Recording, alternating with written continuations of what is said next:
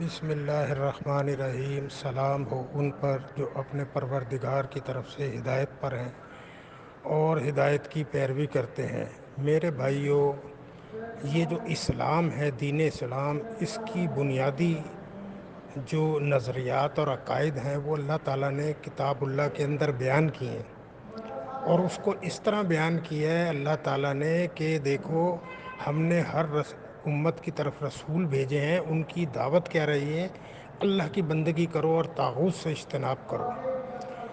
یہ بنیادی دعوت پیغمبر لے کر آئے ہیں، کہیں طاغوت کا رد، کہیں طاغوت سے اجتناب، کہیں طاغوت کا کفر۔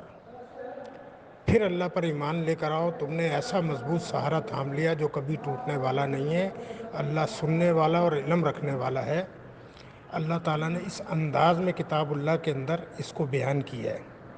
اور دیکھیے، 20ویں صدی کا وہ مجاہد عالم دین جس کا نام ڈاکٹر کیپٹن مسعود الدین عثمانی رحمۃ اللہ علیہ تھا، اس نے رد طاغوت ٹھوک کر کیا۔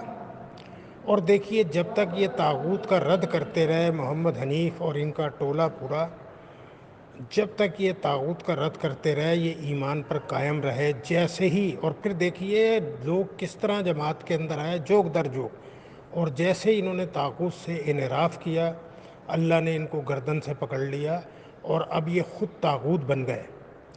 اب دیکھیے، الحمدللہ ثم الحمدللہ، اب یہ ساری زندگی قیامت تک یہ جنگ برپا رہے گی، جب تک ان کا قلعہ کمانہ ہو جائے یہ طاغوت کے پجاریوں کا۔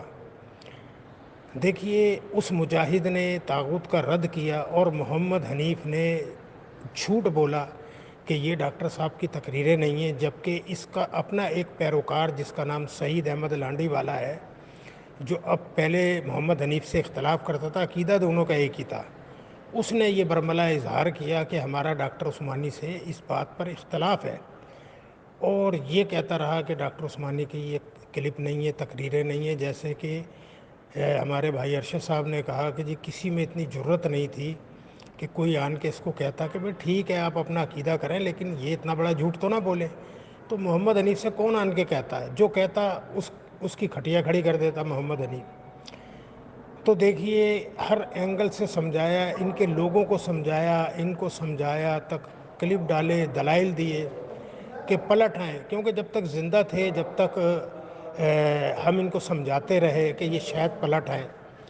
اب ان لوگوں کے لیے امتحان ہے جو ایمان کا دعویٰ کرتے ہیں، اور جیسے ہم مشرکوں کو دعوت دیا کرتے تھے، بہرحال ہم ان تو مشرک تو نہیں کہتے تھے، ان کو تھے تو وہ مشرک ہی، لیکن ہم ان کو دعوت دیا کرتے تھے، تو ان کو ہم ایک دلیل دیا کرتے تھے کہ دیکھو، اگر اونٹ کنویں میں گر جائے اور تم اس کی دم پکڑ لو کہ ہم اس اونٹ کو نکال لیں گے تو کیا ہوگا؟ وہ خود جواب دیتے تھے کہ اونٹ ہمیں بھی لے جائے گا کنویں کے اندر۔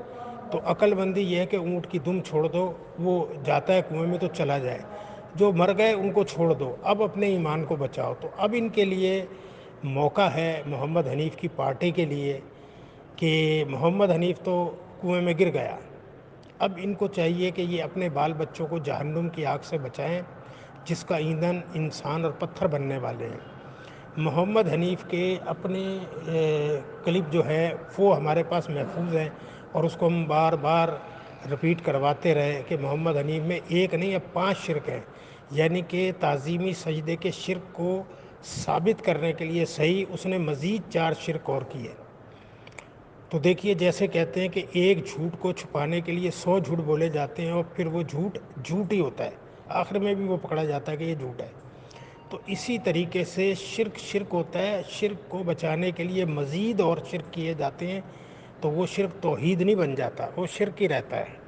اور دیکھیے، محمد حنیف صاحب کا ایک اور جھوٹ بلنڈر کہ وہ کہتے ہیں کہ یہ ڈاکٹر صاحب کی آواز نہیں ہے، یہ ان کی ایڈٹ کر کر بنائی گئی ہے، جبکہ ان کے اپنے علاقے میں رفع عام کے اندر آخری پروگرام ڈاکٹر عثمانی رحمۃ اللہ علیہ کا تھا، جس میں سوال و جواب کے اندر یہ سوال و جواب کیے گئے شدت کے ساتھ کہ سجدہ کس کو ہوا، تو انہوں نے کہا کہ یہ سجدہ شکر گزاری کا تھا ان نعمتوں کی وجہ سے جو اللہ نے ان پر کی۔ تو محمد حنیف صاحب کو معلوم تھا کہ ڈاکٹر عثمانی رحمۃ اللہ علیہ کا کیا عقیدہ ہے۔ بہرحال اب تو محمد حنیف صاحب جان گئے ہوں گے کہ حق کیا تھا اور باطل کیا تھا، اور جس عقیدے کو وہ لے کر گئے اس دنیا سے، اس کا انہوں نے مزہ چکھ لیا ہوگا، پتہ لگ گیا ہوگا ان کو۔ کیونکہ شرک کرنے والے کے لیے اللہ کی یہاں جو ہے بخشش کا کوئی ذریعہ نہیں ہے اگر اس کی موت واقع ہو جائے۔ زندگی میں وہ توبہ کرے، معافی مانگے، اللہ بخشنے والا مہربان رب ہے، لیکن اگر اس کی موت شرک پر آ گئی تو دخل النار۔ نبی صلی اللہ علیہ وسلم کا بھی یہی فرمان ہے اور اللہ کا بھی یہی حکم ہے کہ وہ جہنم میں داخل کر دیا جائے گا۔ تو بہرحال محمد حنیف صاحب کا چیپٹر کلوز ہو گیا۔ اب یہ جو زندہ ہیں، اگر انہوں نے مکھی پہ مکھی ماری تو ان کا بھی وہی انجام ہوگا، بھلے یہ جتنی مرضی پوسٹیں لگاتے رہیں کہ جی ہمیں بڑا دکھ ہوا ہے، افسوس ہوا ہے۔ محمد حنیف کے مرنے پر دکھ افسوس کرنے کے بجائے اپنے عقیدے پر دکھ اور افسوس کرو، اپنے ساتھ ساتھ تم اپنے بال بچوں کو بھی جہنم کا ایندھن بناؤ گے، کیونکہ یہ بات روز روشن کی طرح ہے۔ جس جماعت کے اوپر قبضہ کر کے اور عقیدہ تبدیل کیا، اس جماعت کا بانی، اس جماعت کو دعوت اٹھانے والا، جس نے اپنی جان اور مال کے ساتھ جہاد کیا، اس کا عقیدہ بالکل دو اور دو چار کی طرح ہے کہ یہ سجدہ شکر گزاری کا تھا، اور جن کا ایمان خراب ہوتا ہے وہ یہ تفسیر کرتے ہیں کہ یوسف علیہ السلام کو سجدہ ہوا ہے، ایمان کی خرابی بتائی ہے۔ اور دیکھیے، قربان جائیں اس رب کے جس کے قبضے میں ہم سب کی جان ہے اور جس کی طرف ہم سب نے چاہتے ہوئے نہ چاہتے ہوئے لوٹ کر جانا ہے، کہ ڈاکٹر عثمانی کی تقریریں وغیرہ انہوں نے پیچھے کی، آہستہ آہستہ جو بھی اس میں ملوث تھا، بہت سارے لوگ ہیں، یہ سارے جتنے بھی گروہ جتھے علیحدہ ہوئے ہیں، ایک ٹکڑا علیحدہ ہوا تھا، اب یہ 4-5 جتھوں میں تقسیم ہو گئے ہیں۔ انہوں نے بھی ایڑی چوٹی کا زور لگایا کہ یہ تقریریں چھپائیں، الحمدللہ ہمارے پاس آ رہی ہیں، اور ہم تقریریں ڈاکٹر صاحب کی یوٹیوب، فیس بک، انسٹاگرام سب جگہ لگا رہے ہیں، اور کلپوں میں بھی لگا رہے ہیں، گروپوں میں بھی لگا رہے ہیں، تاکہ لوگ اس سے فائدہ اٹھائیں۔ کیونکہ ایک چال انسان چلتا ہے اور ایک تدبیر اللہ کی ہوتی ہے، اور اللہ کی تدبیر غالب ہو کر رہتی ہے الحمدللہ۔ تو دیکھیے اس مرد مجاہد کی میرے پاس جتنی تقریریں روزانہ کی بنیاد پہ میں ایک لگاتا ہوں، اور دوسرے لوگ بھی لگا رہے ہیں جن جن کے پاس ہیں، اور الحمدللہ میں اس کو سیو بھی کر رہا ہوں۔ اور ہمارے جو بھائی ہیں، جب کوئی کسی کو تقریر چاہیے ہوگی تو وہ مجھ سے مانگے گا، میں نکال کے انشاءاللہ تعالیٰ اسے دوں گا۔ اور انشاءاللہ تعالیٰ کوشش یہ ہے کہ ڈاکٹر صاحب کے اور سوال و جواب کی تقریریں ہمارے ہاتھ آئیں، ہمارے سامنے آئیں، کیونکہ علم کا خزانہ ہے، کیونکہ وہ توحید کا دیوانہ تھا، توحید کا متوالا تھا، شیدائی تھا توحید کا، اور شرک کا دشمن تھا۔ طاغوت کی تو اس نے اینٹ سے اینٹ بجا دی تھی، اور بدعت پہ وہ کہتا تھا میں تھوکنا بھی پسند نہیں کرتا۔ وہ اتنا زبردست مجاہد تھا۔ آپ دیکھیے کہ اس کے لیے اس کے دشمن بھی دعا کرتے ہیں الحمدللہ، کیونکہ وہ ایک مجاہد تھا، اور یہ اللہ کی طرف سے توفیق ہوتی ہے۔ اور اب یہ ساری زندگی، کیونکہ یہ طاغوت کے منصب پر فائز ہو گیا، عقیدے کی خرابی میں محمد حنیف ملوث تھا، اب اس کے پیروکار دیکھتے ہیں کہ وہ اس کی کس طرح وکالت کرتے ہیں۔ الحمدللہ ہم تو قرآن اور حدیث کو ماننے والے ہیں، اور ڈاکٹر عثمانی رحمۃ اللہ علیہ نے قرآن حدیث کے دائرے میں رہتے ہوئے دلائل دیے ہیں الحمدللہ، اور اس کے دلائل 101,000% پرفیکٹ تھے۔ کہتے ہیں کہ کیا ڈاکٹر عثمانی نبی ہے؟ اور بھائی ڈاکٹر عثمانی کی کوئی عقیدے کی بات تو لے کر آؤ کہ جو قرآن حدیث کے خلاف ہے۔ ہم نے تو محمد حنیف کی 5 عقیدے بیان کر دیے جو قرآن حدیث کے خلاف ہیں۔ عقیدے کی خرابی میں ملوث ہے محمد حنیف، کہ عیسیٰ علیہ السلام کو اللہ تعالیٰ نے اپنی ایک صفت دے دی موزانہ طور پہ۔ اس پہ سعید نے میرے سے گفتگو کی، میں نے اسے پکڑ لیا تھا الحمدللہ سعید کو، کہ جی دیکھو اللہ نے ہمیں بھی تو صفت دی ہے، تو ہم نے کہا ہماری صفت تو اللہ نے تخلیق کی ہے، تو جو تخلیق صفت ہوتی ہے وہ اللہ کی ذاتی صفت تو نہیں ہوتی، وہ اللہ کی مخلوق ہوتی ہے۔ تو یہ دھوکہ دیتے ہیں لوگوں کو کہ دیکھو تم کو بھی تو بولنے کی صفت دی ہے، سننے کی صفت دی ہے، اللہ بھی سنتا ہے، اللہ بھی دیکھتا ہے، تو یہ صفتیں اللہ نے، تو یہ تو مخلوق ہے میرے بھائی۔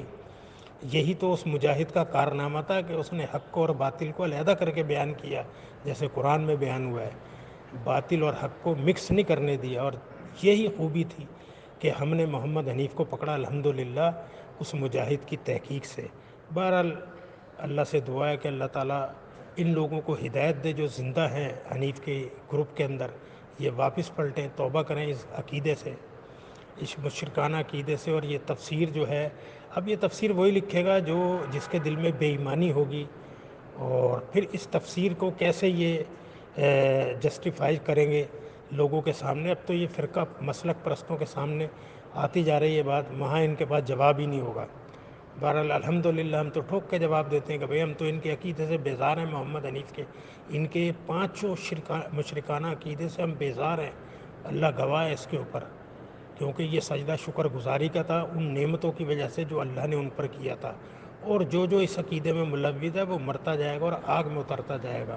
اللہ تعالیٰ اس برے انجام سے اپنی پناہ میں رکھے، زندہ رکھے تو دین اسلام پر، موت آئے تو شرک سے پاک ایمان پر. آمین یا رب العالمین. السلام علیکم.